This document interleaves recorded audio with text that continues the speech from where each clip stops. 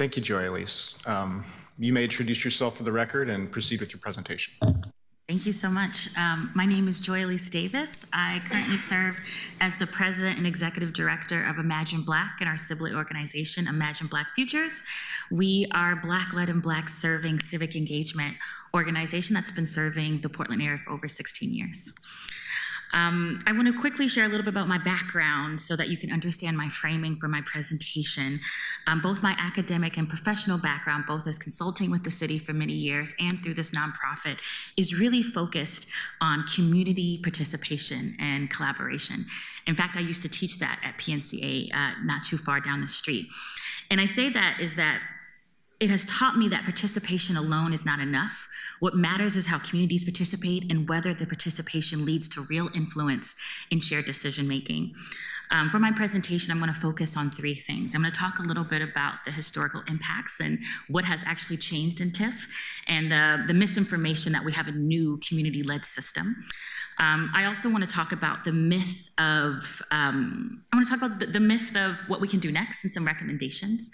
I want to talk about decision making. And then lastly, I want to talk about the limits of TIF and what it can be used on and what it cannot be used on.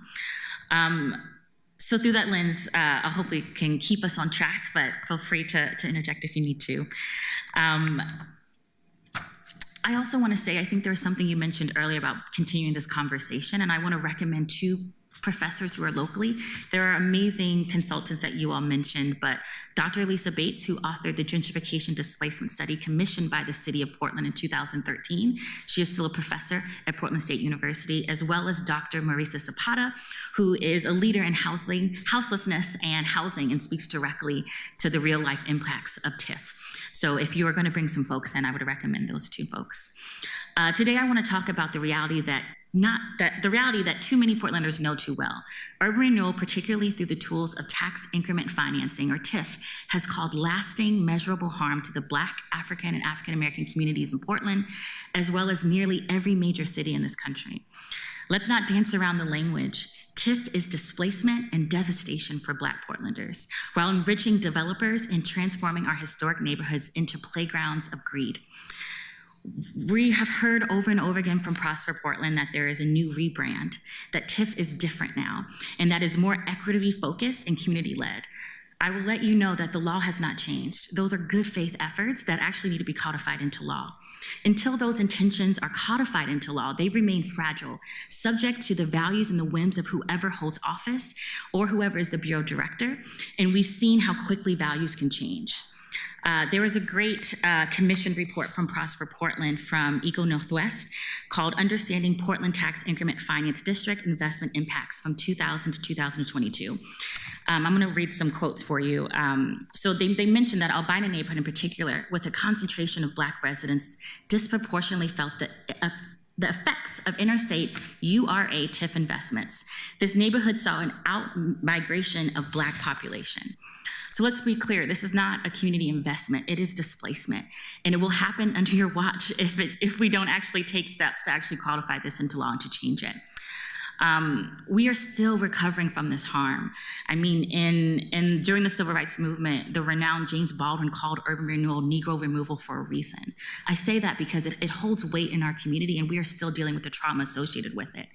We lost our homes, we lost our wealth, we lost parts of our culture, and we lost a place in our neighborhood that was deeply ours.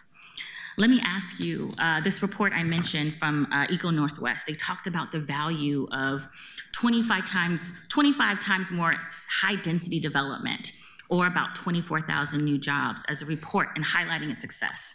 I ask you, if Black people are no longer here to benefit, how successful is it? Who is this for? Growth means nothing if it comes at the cost of our existence. Let's be clear, we at Imagine Black, we are not here to argue against development. We are demanding that we have just, equitable, and community-governed development. Let me ground this in even more historical truth. So I mentioned that Dr. Alise Davis had a study commissioned by the City of Portland in 2013.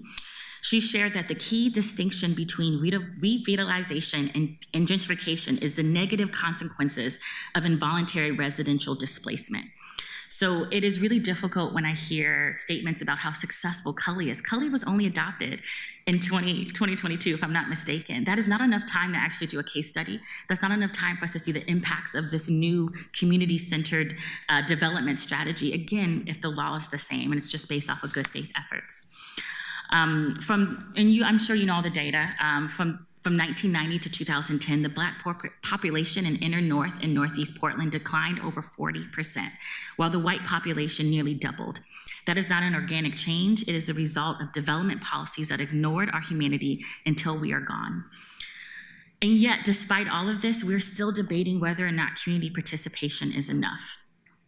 I want to note that the interstate urban renewal area had community advisory groups. There is a really big difference between advisory groups and actually having the power to make budgetary decisions. And right now, a lot of that power is concentrated in Prosper Portland. Even if we get the structure right, even if we move to decision-making power at the hands of elected officials rather than, the appointees that the mayor gets to do, we still have to talk about the fundamental question: is this even the right tool?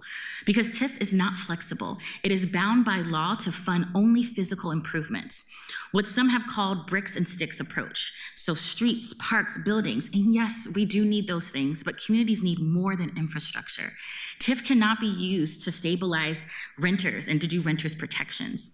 They can't be used to support job trainings. And again, we talk about business in the city, but we don't talk about the workers that are actually driving business. We are nothing without the workers.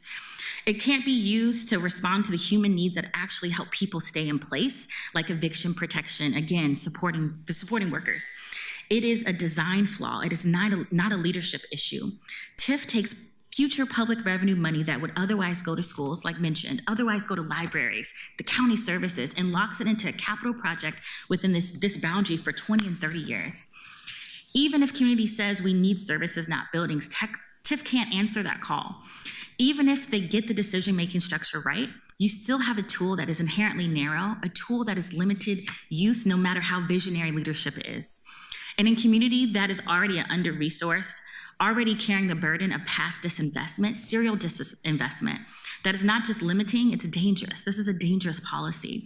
And because we can't afford to have our last shot of economic development tied up in this program, we can't meet the need where it is. So my question I pose to you all today is, to every elected official, I think, listening, and community members, is TIF still the right tool for the work we're being asked to do in this moment?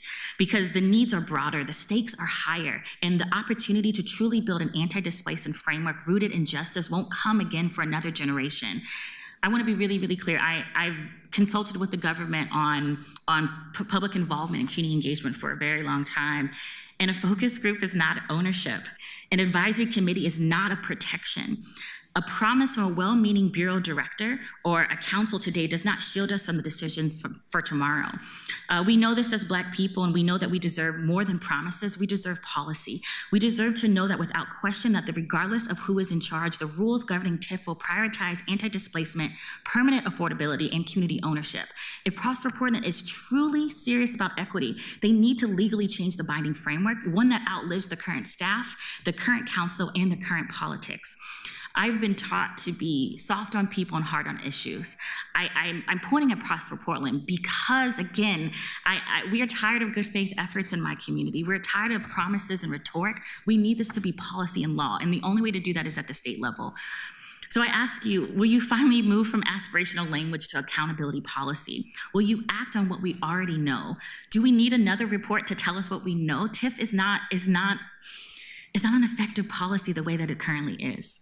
At Imagine Black, our demands in this moment are very clear. We need to codify anti-displacement strategies into state law and local participatory budgeting policy, including protections for all current and future TIF districts.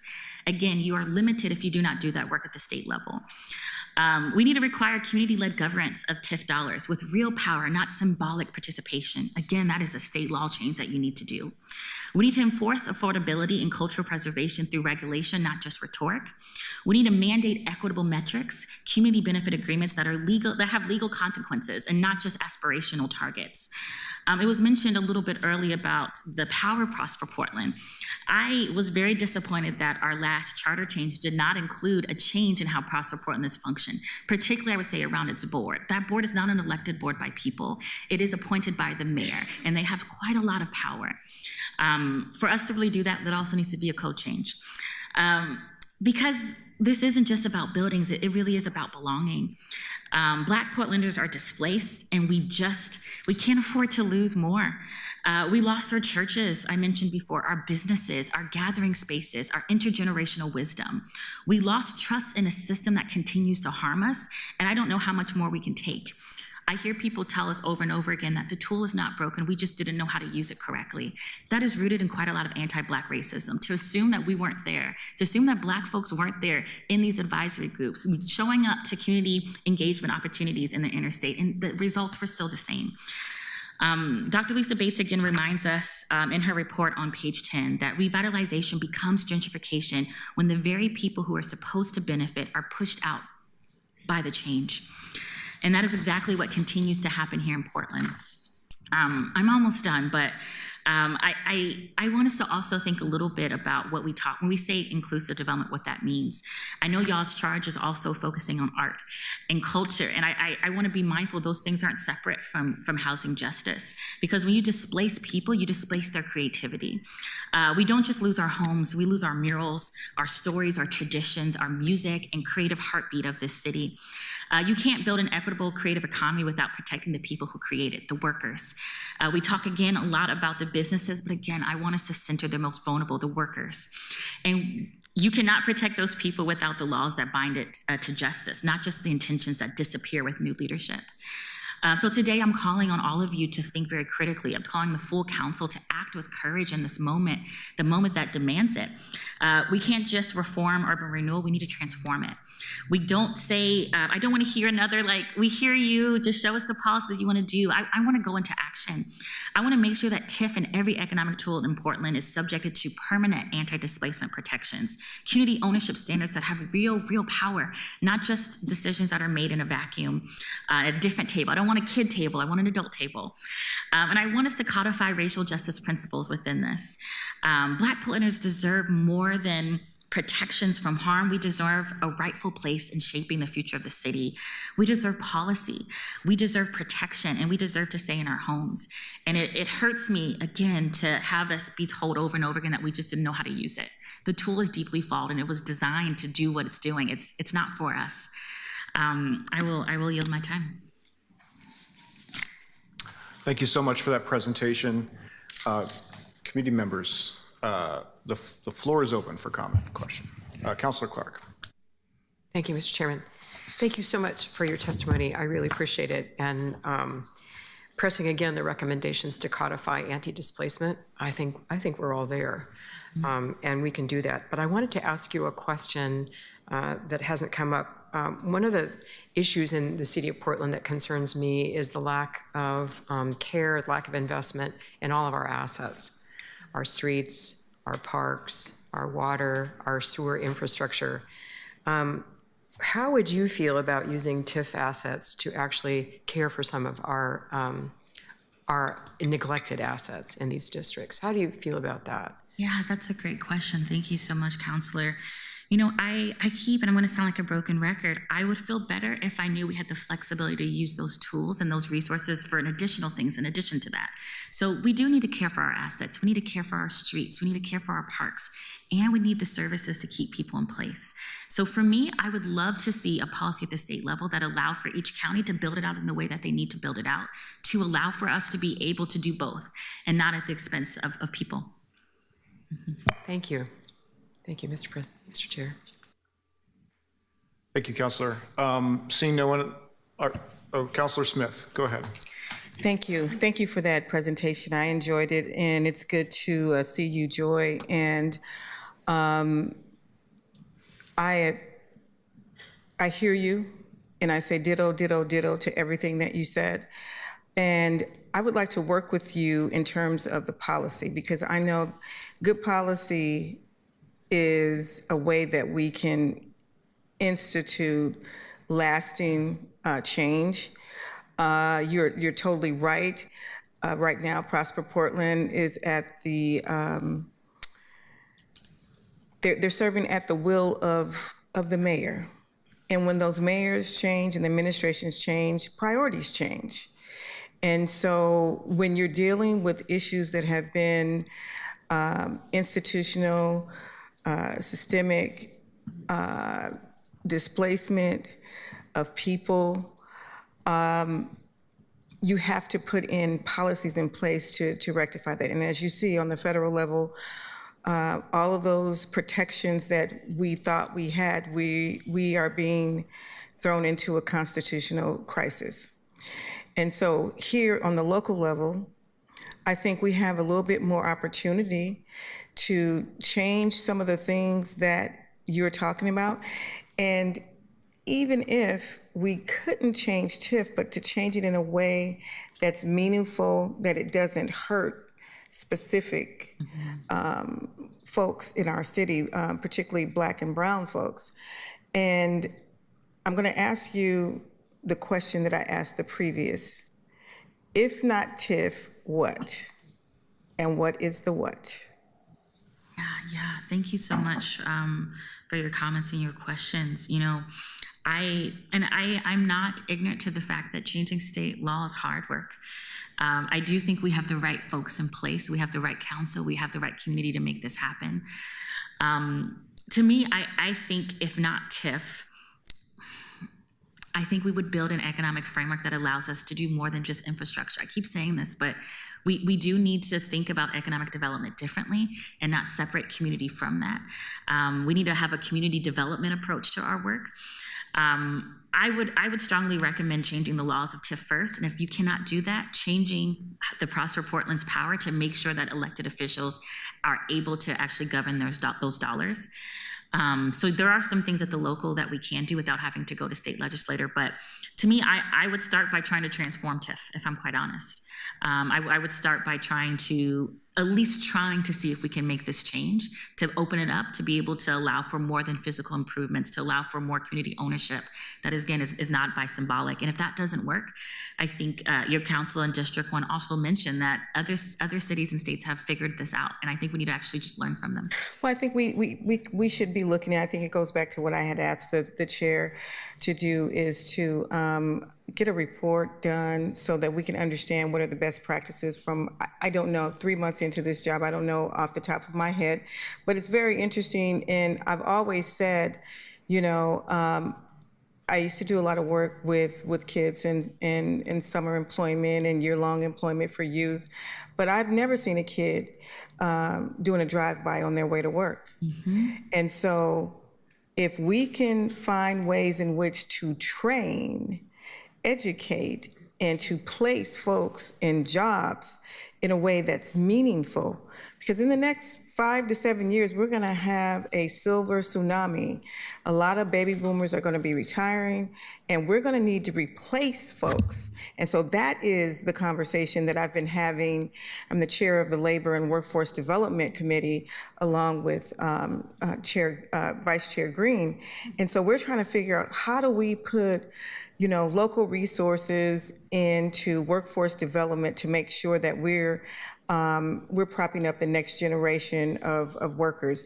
And how do we make sure that those underserved and underrepresented workers who have not historically and traditionally worked in positions like the city of Portland, or had the opportunity to be trained with the trades, to be able to work on projects like the I-5 Rose Quarter, the IBR, the Bull Run, and all of these bridges that have been slated to be repaired as a result of the Biden administration's infrastructure project, because we are missing right now folks of color, and particularly African-American folks. We are missing. There is a whole generation of folks that chose not to go into apprenticeships and to be journeymen that we don't have. And so we have a hole right now. And I'm trying to figure out ways to deal with that hole, and to build coalitions with people like you and all of our presenters to make sure that we get it right. Because, you know, sometimes it's hard to reinvent the wheel, but we can create another wheel that will do some of the things that we want to do. And, you know, TIF they have their lane, and we can create another lane. And, you know, I've always been that way. If I can't get in your lane, I try to create another lane for myself and others to make sure that it's meaningful for whatever it is that we need to do. So I appreciate your comments. And I do want to work with you going forward to see if there's something that we can do, because sometimes this stuff takes a long time. We're in a long session in the state legislature. Yesterday was the last day to put bills in, and everything that didn't get a work session, it's dead. Those 3,400, if you didn't get a work session, it's dead. So we got to wait for another 2 years for a long session. Short sessions are harder to get stuff through, but it doesn't mean that we can't. So that's a heavy lift that you asked us to do, but it's not one that is lost on us. So thank you very much. Thank you, Councilor Smith, and thank you. I'm just so grateful for this conversation, both at the dais and with you folks out here. It's overdue, and so I'll just note that we do have tools to change how we do economic development in the city of Portland. Prosper Portland didn't always exist. It used to be the Portland Development Commission, and there was a reform that happened, a little over a decade ago that created the Portland Housing Bureau and Prosper Portland, and so. In the spirit of we're soft on people but tough on institutions, I feel that because I think that we can say, look, these are public dollars with human lives and generations impacted. It's not about any personal individual's contribution to X, Y, and Z. It's about what are we going to do with the charge that we have? We changed our form of government. We have district representation. We were voted in with proportional ranked choice voting. We are responsive to the people. Who are the people, right? And so I think we have an opportunity to come to the table and say, this is why we were elected, to look at things a different way with a new lens and see if we can do better with our economic development dollars. So I hear your call for action, not just more statements of support without anything behind it. And I will be, my office is going to be looking at what we can do through this committee to make some transformational change. It looks like you want to get another word in. And Chair Green, and just so we didn't talk about this, but we passed a sidewalk bill that I authored, and Chair Green was a co-sponsor of, and in addition to that, Councilor Clark was a co-chair of, and it passed yesterday in the transportation and infrastructure. This is going to be a once in a generation opportunity to build sidewalks in East Portland. The language was clear. I don't know if you saw that, but we're making some changes here that should have been made many, many years ago. And we identified District 1 and District 4, where Councilor Green is. We have the least number of sidewalks, and that's going to be an economic driver. That is going to put some of our small businesses to work, and it's going to create opportunities for people to get their journeymen for cement workers and a number of things. And it has a climate resiliency and active transportation component to it. So we're trying to figure out how to do all things, but just understand we have a bandwidth. And that bandwidth, we want to do everything, and that's the issue with the 12 of us. We want to do everything. Limited pot of money, but we're working to change some of those things where we have made investments. And if this passes at the big council level and we pass a finance package, it is going to put an investment in District 1 like we have never seen before. So just know that we're trying. Mm-hmm. Can I respond to that really quickly? Please do, yes. I both am very appreciative of both uplifting that and the workers piece that you mentioned before. There is a question that my colleague Amanda was asked around how do you define blight? And the healthiest communities have the most resources. I think about, when I worked on Vision Zero, I think about we were trying to figure out how to get to be safer, how to make it safer. And the biggest thing that came up was infrastructure. We were doing all these behavior things. We were policing folks. We were criminalizing them for actually a failed infrastructure. So I look forward to reading a little bit more about that policy that you all just passed locally, and would continue to say that, being able to have healthy communities, both that are well-rounded, really does add to our economy. But I know you have some questions. I can probably keep going on. Thank you so much for joining us today and sharing your perspective and giving us a call to action.